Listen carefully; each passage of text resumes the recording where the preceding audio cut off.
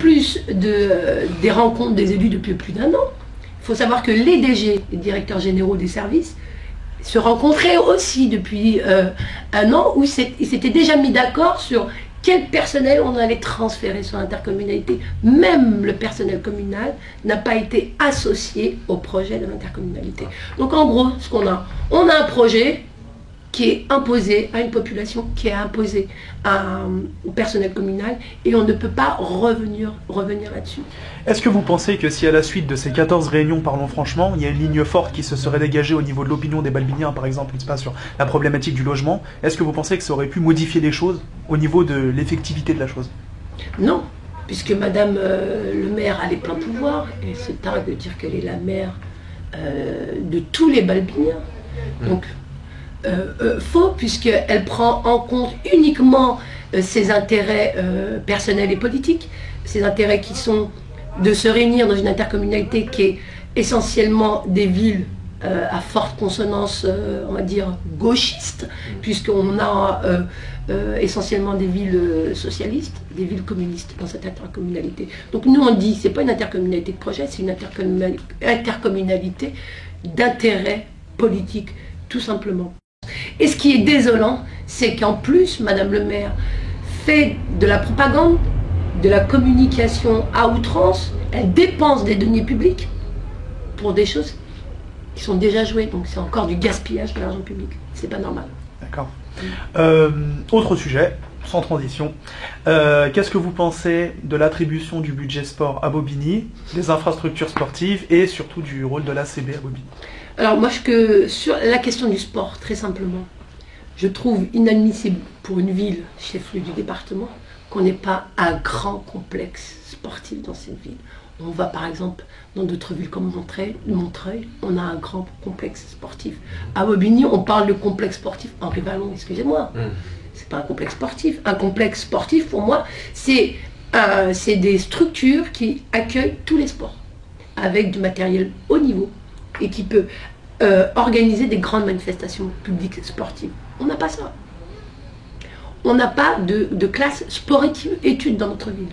C'est normal. Ça veut dire que les enfants qui ont peut-être un potentiel pour poursuivre et aiguiser leurs compétences sportives, ils sont obligés d'aller ailleurs. Donc, pas de complexe, pas de sport-études. On a un seul club uni qui a le monopole dans cette ville des subventions. Et des infrastructures sportives. Vous nous dites que si demain il y a une association sportive indépendante qui veut se monter sur un sport qui n'est pas pratiqué par l'ACB, donc qui ne veut pas faire concurrence à l'ACB, ils rencontreront quand même des difficultés? Bien sûr. Bien sûr, puisque, si vous voulez, je vais encore le dire, l'ACB est aussi utilisée comme un outil de propagande pour le Parti communiste. Donc si à côté on a des associations indépendantes qui se montent, parce qu'il faut savoir que le sport génère et fédère. Donc derrière, il est considéré aussi comme un contre-pouvoir s'il y avait des associations indépendantes qui se construisent et qui pourraient se développer. Voilà toute la vie des élus socialo-communistes dans cette ville n'est que essentiellement posée sur des élections et comment réconforter leur électorat, tout simplement. Ils n'ont pas le souci premier de pouvoir gérer notre ville, de faire qu'on nivelle plutôt vers le haut la vie des habitants dans le sport, dans le logement, dans l'accès à l'emploi, à la formation. Donc c'est pas ça qui les intéresse, c'est simplement leur électorat. Ils travaillent uniquement pour les élections.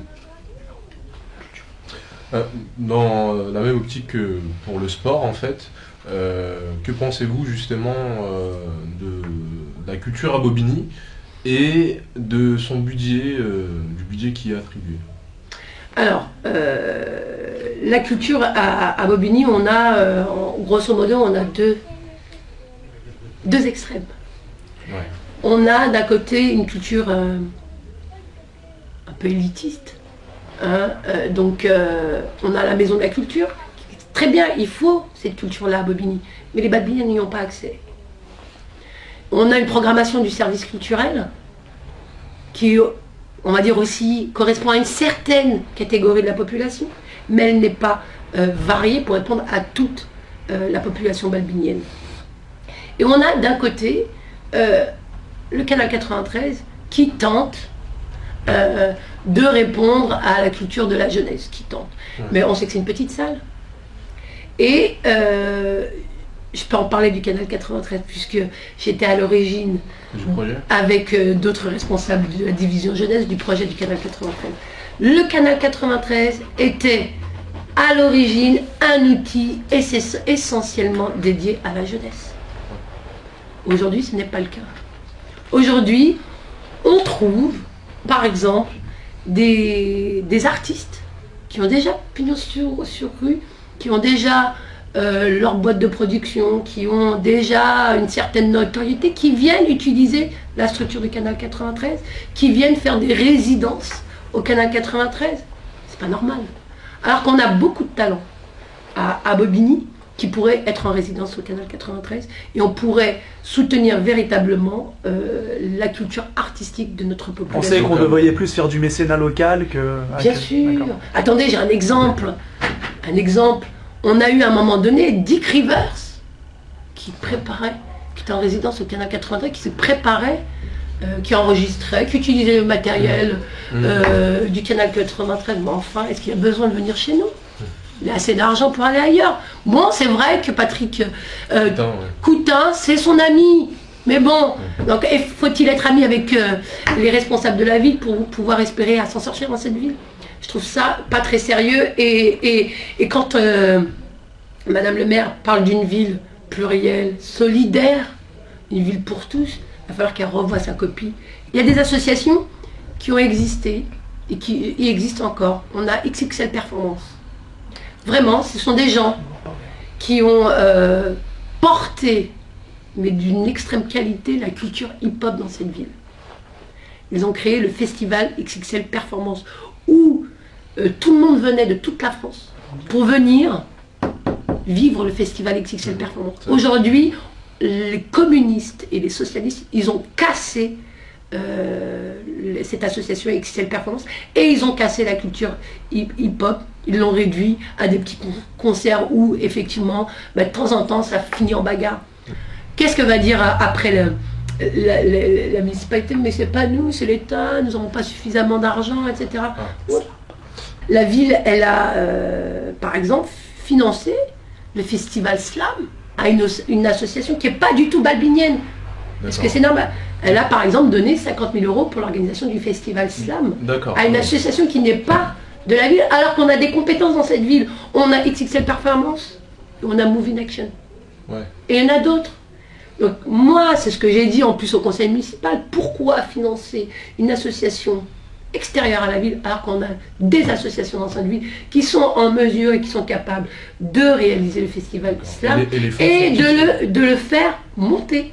Parce que, faut savoir, le festival Slam, donc c'est la 2e édition, une vraie catastrophe en termes de participation. C'est pas le succès qu'on attendait. Est-ce qu'il y a une vraie participation balbinienne à cet événement? Mais non, il n'y a pas une vraie participation balbinienne de cet événement. C'est en cela aussi que c'est une catastrophe et que c'est pas un succès. Non seulement il n'y a pas une bonne participation balbinienne, et en plus, il y a très peu de participants. Alors que XXL Performance, quand ils montaient ces événements, on avait des salles bondées. On avait dehors du monde qui venait regarder les danseurs, le battle de danse, les chanteurs, les graffitis. Aujourd'hui, non. On veut tout misérabiliser. Voilà la politique des socialo-communistes, c'est misérabiliser les actions, la qualité du service public auprès des balbiniens. Alors que les balbiniens ne sont pas plus cons, plus idiots qu'ailleurs. Ailleurs, les populations sont entendues. Ailleurs, on a des quartiers qui sont beaucoup plus propres, beaucoup plus vivants. Et non, à Bobigny, on va vous dire non. Contentez-vous des miettes et taisez-vous.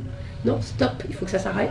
Et il faut que les balbiniens, les jeunes et moins jeunes, s'organisent et se réveillent et dire qu'en 2014, ça suffit, on ne veut plus de vous.